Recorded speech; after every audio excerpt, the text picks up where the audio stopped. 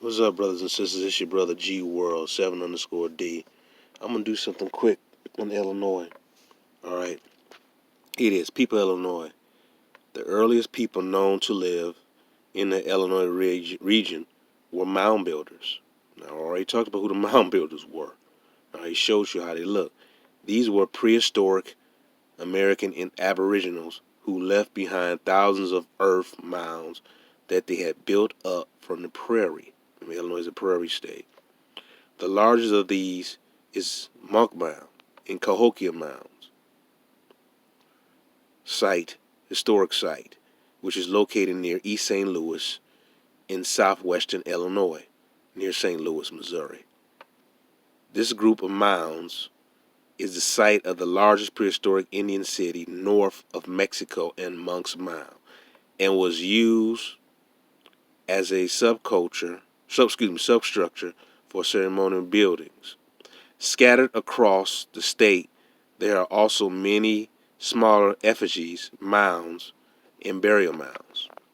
When Europeans entered the region during the late 1600s, they found many Native Americans, Aboriginals living in the area. The most important group was the Illinois, a loose confederation of several Algonquin-speaking tribes, including the Cahokia, Kaskaskia, Michigami, Peoria, Tamoria. The Illinois tribes were later defeated and scattered by invading Indians from the north. Among those were the Sauk and Fox, who moved southward from Wisconsin, and the Potawatomi, who lived around the foot of the Lake Michigan. In 1832, the Sauk and the Fox were driven from the state during the Black Hawk War. By the end of the next year, the remaining Illinois, the Potawatomi, the Winnebago, the Ottawa, the Chippewa, who originally were Negroes, and others had ceded their holdings and were moving west of the Mississippi. The first permanent white settlers in the region were the French. The Jesuit priests established missions at Cahokia in 1699 and Kaskaskia in 1703. Illinois remains largely French until the American Revolution. Then, the southern part of the area was populated by many Americans from southern and southeastern states. The northern part of the region was mostly wilderness until the opening of the Erie Canal in 1825. After that, many New Englanders came to Illinois by the way of the Great Lakes. The Prairie State also attracted large numbers of European immigrants in the years before the American Civil War. Most of these were German, Irish, and Scandinavians who settled in the northern half of the state. Other waves of immigrants arrived in the late 1800s and early 1900s. These people, chiefly from Central and Southern Europe, settled in larger cities to work in factories and mills. I'm going to stop right there. I'm going to go back. Now, I showed you in previous videos who the mound builders were. You know, the mound culture not only in the deep south, Mississippi, Louisiana, Alabama, but you had mounds built here in Illinois, and obviously you had Cahokia. All right. Now, I have mentioned before how that they use the Mississippi to travel back and forth. When you look at a lot of those mounds, they were constructed by some form of body of water, or a large amount of those mounds were, and they were able to move their goods and travel in and out using the channels of the river. All right, and during the cold seasons, some of them might have stayed in certain regions, so they had furnaces inside some of these mounds, and then some of them would probably just travel south where the weather's warm, and then back north at later times during later periods. But it mentioned the Fox Indians. Now, I showed a picture of the Fox Indians before. I'm going to show you a picture of the Fox Indians again. This is a Fox Indian, so-called Fox Indian. You see this is a Negro. I mean, I showed this before. All right. This is within the Great Lakes region, the Midwest. All right. These are Negroes. There's other pictures of Fox Indians that you find in Wisconsin, and in Wisconsin and Michigan. You had the Chippewas there. I have pictures of the Chippewas. Not only they show them as Negroes, but a lot they show them Negroes with combed out hair like afros. And show them wearing feathers, the feathers of the color of red, white, and blue. See, idiots like Umar Johnson's not going to tell you this because he's been totally indoctrinated with, we're going back to Africa. I live in Illinois, and there's an area called the Fox Lake region. I want to say that's around Naperville. I'm trying to be exact, but it's the Fox Lake region. And then you have, here in Illinois, we have Sauk Trail and Sauk Village, Illinois, named after the damn Sauk Indians, man. A lot of us don't know that these original Indian groups that were here, not only in the South, the Midwest, the Northeast, hell, even the Northwest originally, were all in California, were Negroes. Asians came much later. All right, they came much later. After our people was building not only the mounds, but also the structure that was built in the caves up in the cliff dwelling structures. We built that also too. So we built those type of structures as well as mounds and then pyramids. We did everything here in Americas. Our history is right in front of our face in Americas, but unfortunately, we continue to think that we're just slaves from Africa. Now, like I said, I'm showing you a Fox Indian, and I just read to you about the mounds here in Illinois, or the Indians here in Illinois. Many of them, they were warring with one another. When some would be on the side of the French, someone would be on the side of the British, and someone would be on the side with the Spanish. That was caused to, in some instances, our downfall here in Americas. I want to have brothers and sisters understand that this stuff did not happen overnight. Or the power that we had in America is being taken away from us, or we losing it. It did not happen overnight. It happened over a period of time. And we have to understand that we are a global people. And melanated people have been all over the world. We weren't just situated in West Africa and brought over as slaves. That doesn't even make any sense. This is why I do these videos. And I'm going to talk about these Midwestern Indians a little bit more in the future. I have so much that I want to talk about, but I'm going to talk about this. I showed you this book before, but I'm going to get even more detailed with this because it's bothersome because we continue to have these hardcore Pan-Africans, man, continue to lead us down the wrong path and continue to push out misinformation.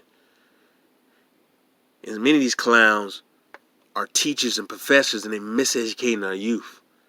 It's got to stop. It really has to stop. So we really going to have to come together, or just put our minds together, or just come to the realization that we can't help out all black people, man. So-called black people. We can't help them all out. Some of them going to have to go. I've mentioned this over and over in my previous videos. Some of these Negroes just going to have to go. They're going to have to go somewhere. We're just going to have to basically let them be, let them rot, and let them go to hell. Because that's where they're going to go. Because this misinformation going to have to stop. It has to stop. There's too much information out here telling you that our people are already here. And they all did not die off. Many of them died off being exposed to various different diseases that they weren't used to from individuals who were coming from Europe, but all of them did not die off, man. Many of our ancestors were made into slaves, or were taken, and then they became captured and enslaved. But it did not start in Africa. It was here in the Americas. I just want us to really understand this, man, and comprehend this and grasp this, man. Because you cannot continue to push this narrative, this slave narrative, and saying that that's our full history and that's our history in America in 1619. That information is wrong. I know that's wrong. I been knew that was wrong. But unfortunately, most of your boule Negroes, your Negroes in the academic circles, are going to continue to teach that lie. These Negroes had these degrees, man. I had degrees. But these Negroes had these degrees, and they're the most misinformed, dumbest Negroes you're going to find. Because they just believe everything white folks tell them, instead of really being critical thinkers and really seeking out that information and trying to find the truth and educating our people. They're not doing that. Like I said, I come from a family of educators.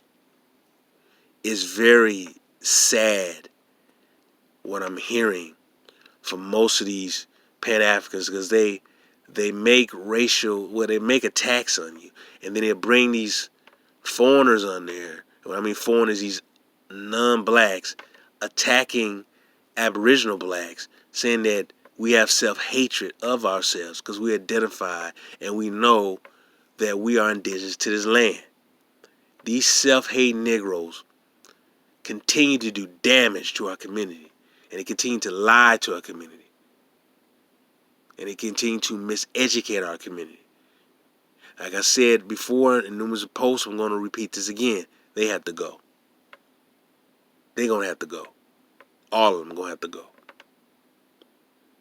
At first I was like, I support Umar in the school, man, but I would never send no kid to his school to be miseducated, thinking they're African and when they're Aboriginal to this land. And this fool always want to go at you and dog you out and then talk about certain things. He comes across, act like he's intelligent, but he's really an idiot. He says things that I know are wrong, but too many of our people are dumb enough to listen to this clown.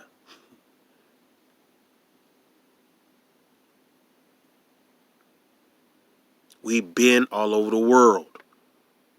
This is our history.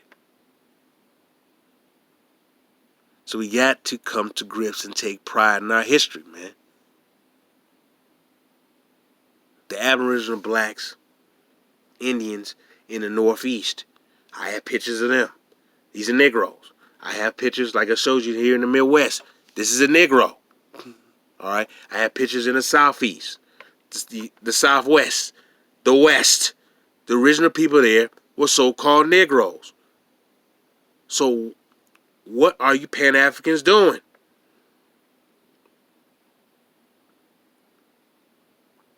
Learn your history, brothers and sisters.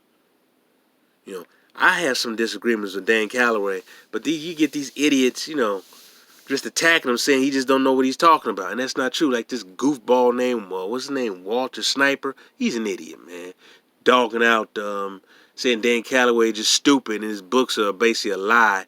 And you don't have to agree with the Harriet Tubman thing, fine. You don't have to agree with that. But when it comes to being the original people here, the original Indians were black people.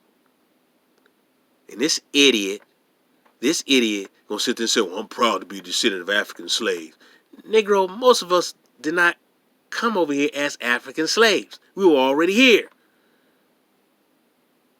But unfortunately, you got a lot of these stupid idiots with a large YouTube following, man, miseducating our people. Miseducating our people, man. Totally miseducating our people. This mess got to stop. It has to stop. It really has to stop. The Fox Indians were known as great warriors. The French see them as great warriors and great fighters. Learn your history. Learn your real history. I'm going to talk about this more, but I got so much stuff I want to talk about. I'm going to talk about white slavery and all of it, man. I'm going to go in. I'm going in, man. I'm going in. Peace and love, brothers and sisters. Peace.